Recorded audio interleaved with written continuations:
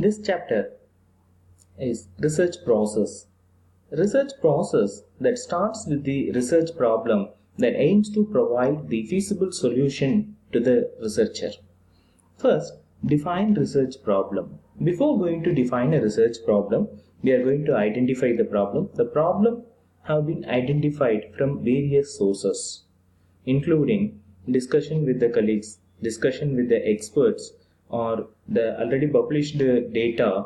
Through that, we are going to find out the problem prevailing in the society or the problem prevailing in the business organization. And the literature is a very base for formulating research problem as well as formulating the hypothesis. So the review of literature is basically divided into two major categories related with review of conceptual theories and review of empirical research. So the review of conceptual knowledge is required to the researcher to know about the basic terms and conditions related to the particular research area. It's a very basic knowledge which basically required to them to carry forward the research work furtherly. And the previous research findings which might be useful to the researcher to formulate the hypothesis and to carry out the entire research work, how it has been completed by the previous researchers. So it will give the blueprint for entire research work.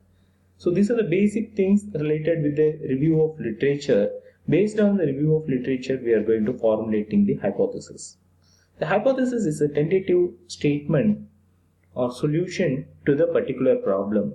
It is somewhat time call it as is assumption made by the researcher about the particular problem. So the assumption is based on the discussion, is based on the published sources. We are going to formulating the hypothesis.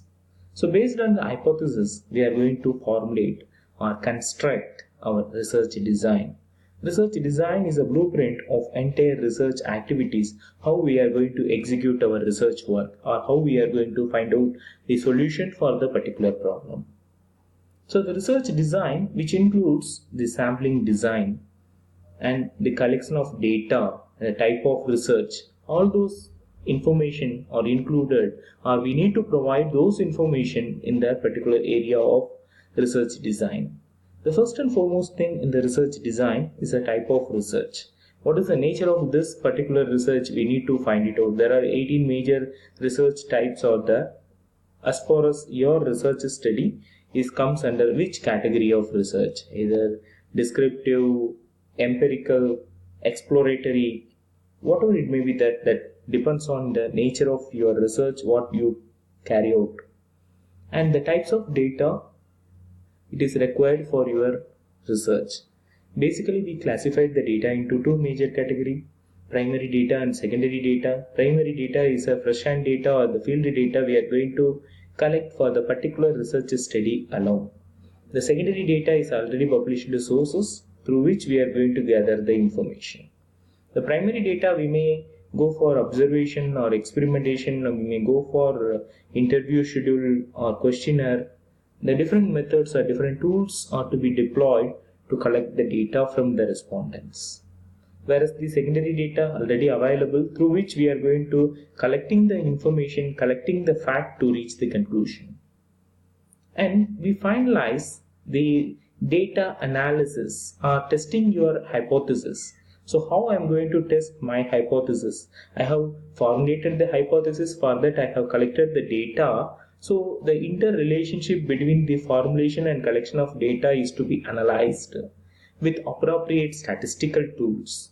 We may classify the data analysis into three major categories: univariate data analysis, bivariate data analysis, and multivariate data analysis. So with this particular term, we need to have a data. The data is to be classified, edited, and reported properly. So based on that, we are going to reach the conclusion that we are going to give the feasible solution for the particular problem.